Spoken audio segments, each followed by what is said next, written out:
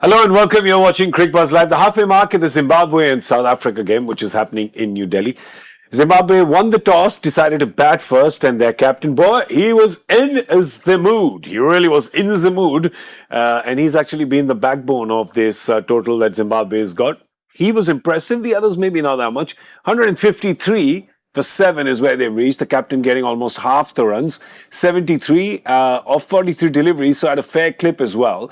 But from the others, there was a few cameos, but not a solid supporting role, and that would have been good for them to propel their score slightly higher. 153 for 7. They won't be that happy with the day they've had, but Mafaka coming back into the game today picked up 2. Coben Bosch got 2 as well. I'm Gaurav Kapur. I've got 2 here with me. My buddies, my pals, Michael Vaughan, Rohan Gavaskar. Well, gents, that was 2 innings that we saw. There was Sikandar Raza playing one game, and all the others playing another game. Well, look, he got out in the 16th over. Yeah.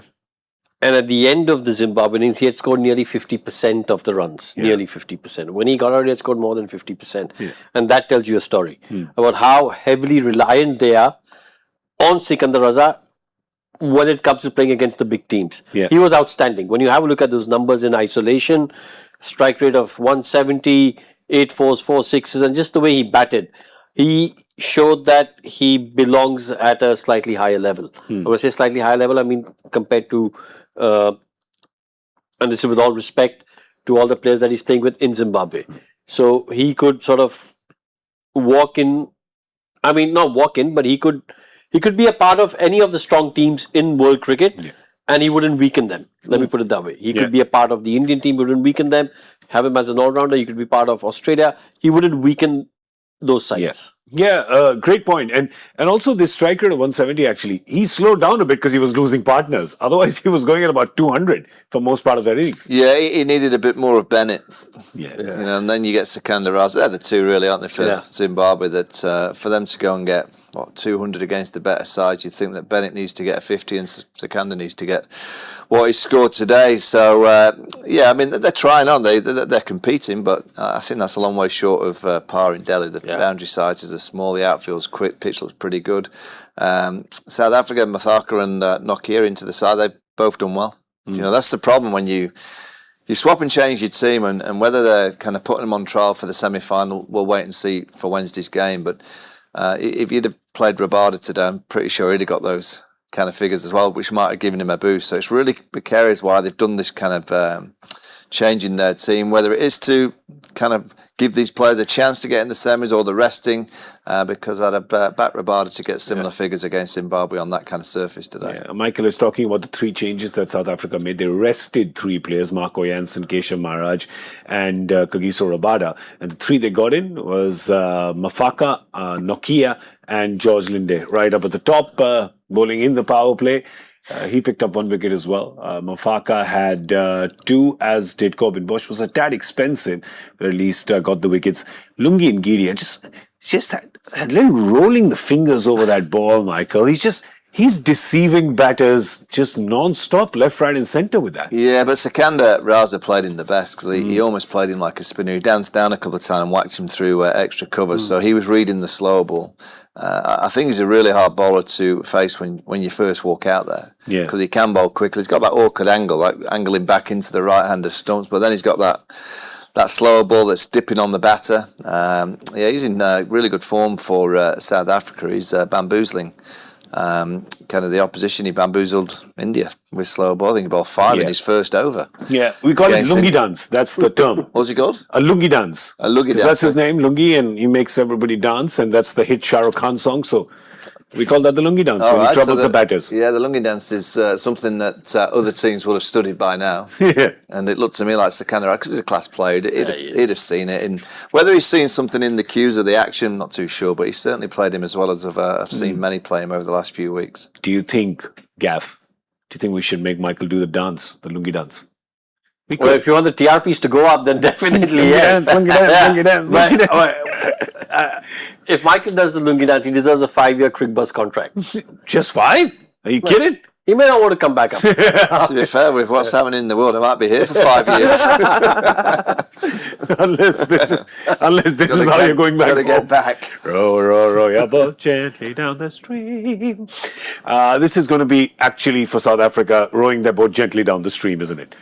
Well, I tell you what, if it isn't, they're going to get into that semi-finals with their confidence not as good as it should be. Yeah. If they don't cross the line comfortably in this chase, They should get this done quick. yeah, they'll be really disappointed with their performance. Yeah. How quick is the question, though? Because this is a big power play loading. You know that, right? Oh, I think this is. I mean, they're a good chasing side, aren't they? They've chased nicely. I think they'll get this done in 14, 15 overs. 14? 15? 14, So 15, they're going to play slow then, you mean? Yeah. All depends on. Markram's been in fine form. Quinny de Kock's looking good. He's ready. The first six will tell us everything. They're the kind of team that could easily get to 70, 80 in the first six if it goes well. That's my guess. I'm thinking they're getting 71 in the power play. I'm going to go with 76. 76, even higher. I'll go 67. 67, 71, 76. We're obviously expecting this to be a big power play because the fact is that even if they lose one of Markram or de Kock early, Ryan Rickleton comes in and that's the 1, 2, 3. And we spoke about this so much last night on the show, Rohan, we were saying that Pakistan's big problem was their 1, 2, 3 was not settled. Sri Lanka's 1, 2, 3 was not settled. Yeah. Here's a team whose 1, 2, 3 is settled and solid and they haven't changed it in a while and for good reason. Yeah, why would they change it? If it ain't broke, don't fix it. It's been doing really well. It's a good mix. What I like about Aiden Markram at the top is we've seen him go really heavy.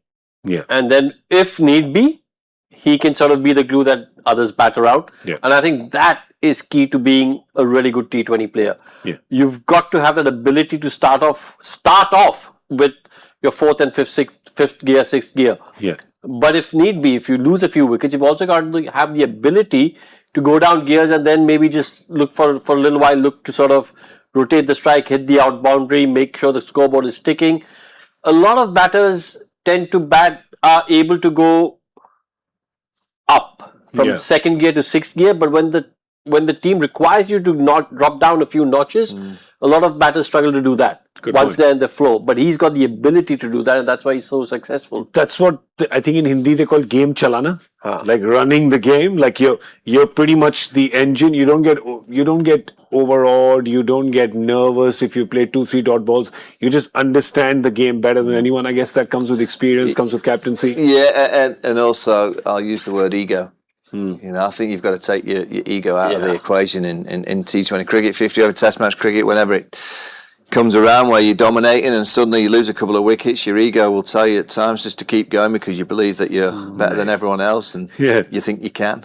And all of a sudden your team lose you and you've lost the game. So I think the best players realise that. And the ones without the big egos go, okay, I'll just sit in for half an hour. It's only not even half an hour in T20 cricket. It's probably 2 overs. 2.5 overs. And then you get back into that sixth gear. But Markram looks to me like he's got that kind of composure and that mentality at the minute that he can play different styles of innings. That's so good because they've got 2 players who can do that. There's also David Miller. Yeah. We've been talking about, old horses.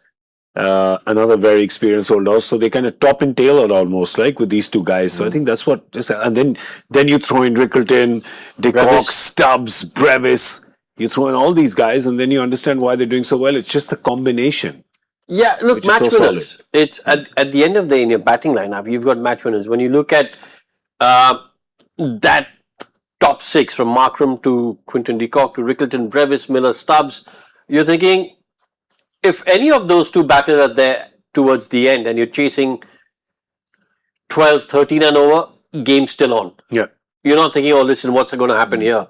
Even though you've lost 4 wickets. Any of those 2 are there towards the end with the asking rate, they're still pretty confident. And that's the strength of the South African team. Yeah, they're really solid team, these guys. And then you think Marco Jansen comes back and bats at 7. And I really enjoy watching Marco Jansen bat. Those long levers and some of the shots he hits. Some of the shots he hit in the Test series were just amazing. He's not playing today. He's been rested. But of course, he'll come back for the semi-finals. So this kind of strong lineup becomes even stronger.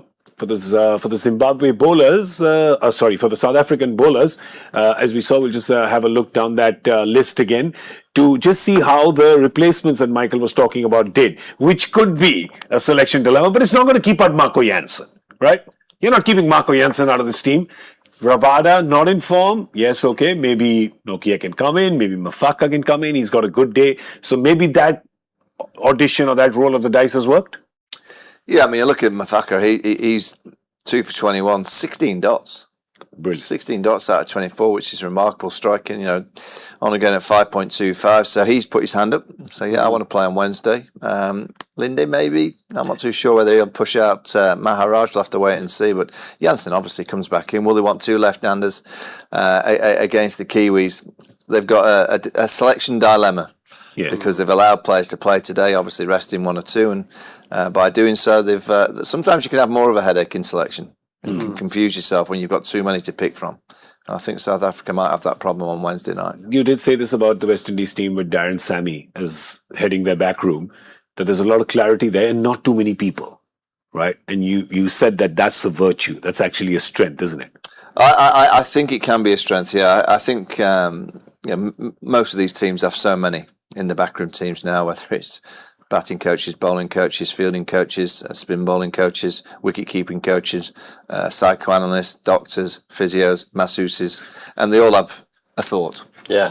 They all have a thought of who should be playing and what kind of tactics you should. And then you've got the analyst who's giving you all the information and all the data. I think cricket still is quite a simple game if you break it down. Yeah. That's my opinion. T20 cricket, of course, it's moved with the times, and you need power, you need all the skill sets, you need the variations, of course, but sometimes you can have a few too many chefs in the kitchen. I always sometimes I like to compare these things to the IPL because we talk about it so much and people know these problems because for 18 years they've kind of been living and breathing. And we always talk about this, that the teams that do really well are the ones who are very solidly one person's team or maybe 2, right? And the teams that generally do well in the IPL, and we've noticed this over the last 18 years, is where there are not too many changes in that playing 11. Yeah. You're playing with the IPL squad's about 20, but in effect, the winning teams have a squad of 14 or 15 who they sort of play around with. They're not looking at, getting this one and that one in. Yeah. So again, pretty simple, 1 or 2 players in charge, or whether it's the coach in charge, and then they have clarity of thought. This is the way we're going to play. This is my personnel.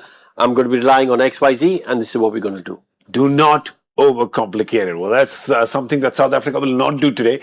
Meanwhile, I can tell you that Sikandar Raza has decided to bowl in the power play. He's got the ball in hand, which is good.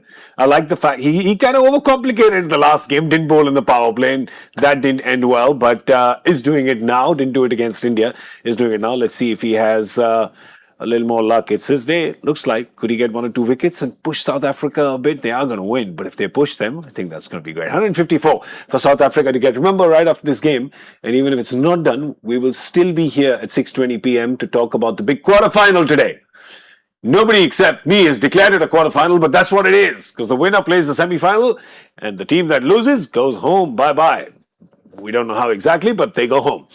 All right, that's all we have time for. We'll see you at the end of the 10th over with Cricbuzz Combox. Big thanks to Rohan and Michael. I'm Gaurav Kapur. We'll see you in a bit. Bye-bye.